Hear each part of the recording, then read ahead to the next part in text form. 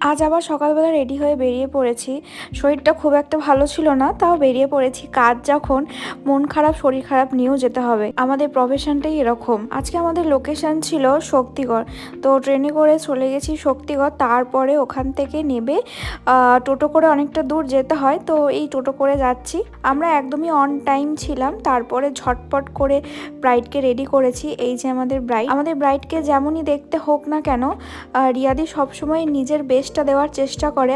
আর তাকে ঠিক তেমনটাই রেখে আরও একটু মানে ইনহ্যান্স করার চেষ্টা করা হয়। একদম যে পাল্টে ফেলা ওই রকম টাইপের কিছুই হয় না, আমরা ওরকম কিছুই করি না অ্যাকচুয়ালি। যেহেতু দিনের বেলার মেকআপ আর মুসলিম ব্রাইড, তো সেই জন্যই ফুল কাভারেজ কিছুই করা যাবে না, একদম লাইটের মধ্যে সব কিছুটা করতে হবে।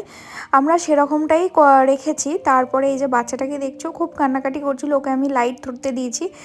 মেন কথা হচ্ছে ওকে একটু আমি ভোলাবার চেষ্টা করছিলাম, এসে খুব কান্নাকাটি করছিল। তারপরে আমরা ব্রাইডকে নিয়ে চলে যাই ছাদে, কারণ ওই যেখানটা সাজানো হচ্ছিল সেখানটা খুবই মানে মেসি টাইপের হয়েছিল, খুব একটা মানে ভালো ছিল না ফটো তোলার জন্য। তারপরে ব্রাইডকে নিয়ে আমরা ছাদে আসি।